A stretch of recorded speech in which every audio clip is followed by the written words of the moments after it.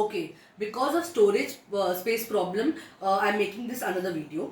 So EP is equals to change in quantity demanded upon change in price, and change is denoted by triangle. So change Q/Q upon change P/P, यानी कि change in quantity demanded upon original quantity all upon change in price upon original price.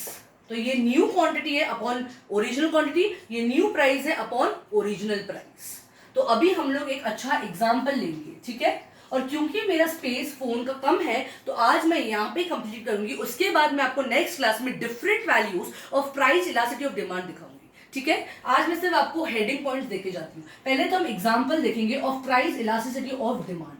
अगर price 5 है तो quantity demanded कितना है? Quantity demanded है 50. Sorry 10 अगर price है तो क्वांटिटी डिमांडेड 50 है. यही अगर वो गिर जाता है 5 से तो क्वांटिटी डिमांडेड बढ़ जाता है 80.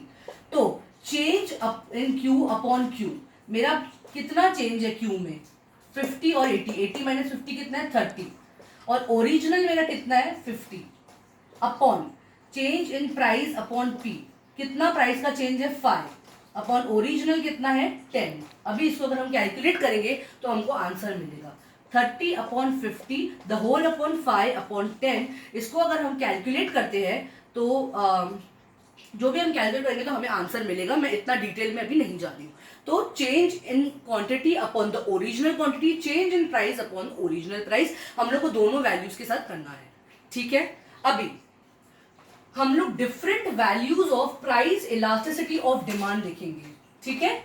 Different values of elasticity of demand with respect to price, with respect to price.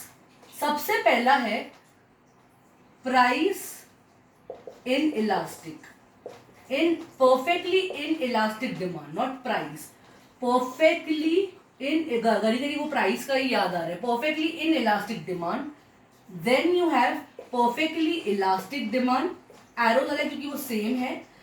perfectly and demand same है, खाली वो inelastic है पहला वाला, फिर दूसरा इलास्टिक है. फिर है यूनिटरी इलास्टिक डिमांड, उसके बाद है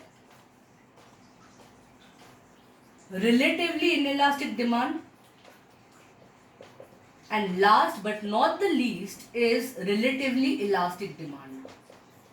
तो ये 5 वैल्यूज है ऑफ प्राइस इलास्टिसिटी डिमांड. मतलब ये 5 चेंजेस होंगे डिमांड के with respect to only price. Again and again I am saying with only price. I am not taking any other example of income और substitute and complementary goods. I am only taking the example of elasticity of demand with respect to price. मतलब demand में changes कब होंगे? जब price में कुछ changes होंगे. तो सबसे पहला है perfectly inelastic demand, then perfectly elastic demand, then unitary elastic demand, then relatively inelastic demand and relatively elastic demand. ये अगले क्लास में with ग्राफ मैं आप लोग को डिटेल में बताऊंगी. Okay, so please don't forget to like, share, subscribe my channel. Please click the notification bell icon to get the updates. Thank you so much.